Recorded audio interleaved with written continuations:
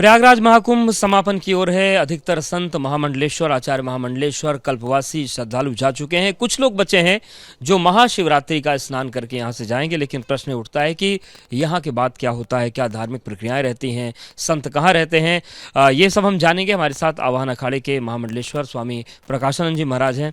महाराज जी, प्रयागराज महाकुंभ अब समापन की ओर है। जब खत्म हो जाता है महाकुंभ तो सबसे पहले आप लोग कहाँ जाते हैं, कि किधर प्रस्थान होता है आप लोगों का? हमारे अखाड़े के लिए शाही स्नान जो श्री पंचमी का होता है, अंतिम स्नान होता है।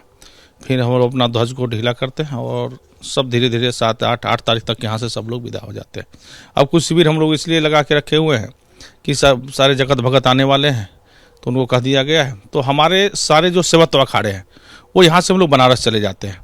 बनारस में भी इसी तरह हम लोग की अभी हमारी 18 तारीख को आवाहन अखाड़े की पेशवाई है, वहाँ हम लोग इसी तरह पेशवाई निकालते हैं और सारे संत वहाँ नहीं जाते, लगभग 60% संत चले जाते हैं।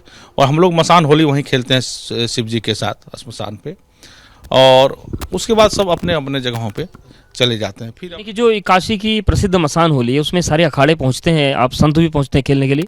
नहीं, सब अखाड़े नहीं, सेवत्व अखाड़े हमारे जो सन्यासियों का अखाड़ा है। बाकी जो ये बैरागी अखाड़े हैं, ये लोग कुछ लोग बरसाने की होली खेलते हैं, कुछ वृंदावन की होली खेलते हैं, कुछ अपने अपने आश्रम चलते हैं। लेकिन हमारी परंपरा है कि हम लोग यहाँ से सीधा काशी जाते हैं और काशी में हम लोग मसान होली खेल के ही सब अपने अपने आश्रम के लिए विदा होते हैं। तो क्या फिर हम ये कह सकते हैं कि जो प्रयागराज महाकुंभ है उसका सीधा कनेक्शन मसान की होली से है? हाँ, बिल्कुल बिल्कुल, हमेशा परंपरा रहा है, ये शुरू से परंपरा रहा है, से नहीं।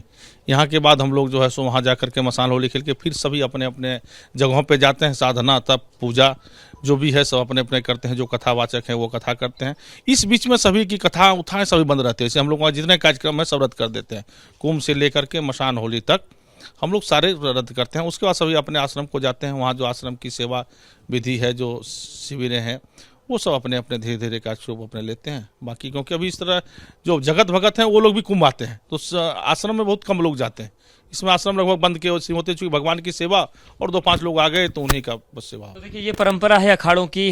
आप ये मानते हैं कि महाकुंभ का समापन पूर्णिमा के बाद हो जाता है, लेकिन जो अखाड़े हैं, जो शैव सन्यासी हैं, वो यहाँ से प्रयागराज से वाराणसी पहुँचते हैं, वहाँ पर पेशवाइयाँ निकलती हैं एक बार फिर से, और मसान की जो होली होती है, जो विश्व प्रसिद्ध मसान होली होती है, वो खेलने के बाद संतों का कुंभ समाप्त होता है। तो महाकुंभ की परंपरा का ये भी एक अनोखा रंग है जो प्रयागराज से जुड़ता है। सूरज पांडे के साथ अवधेश, एबीपी न्यूज़, प्रयागराज।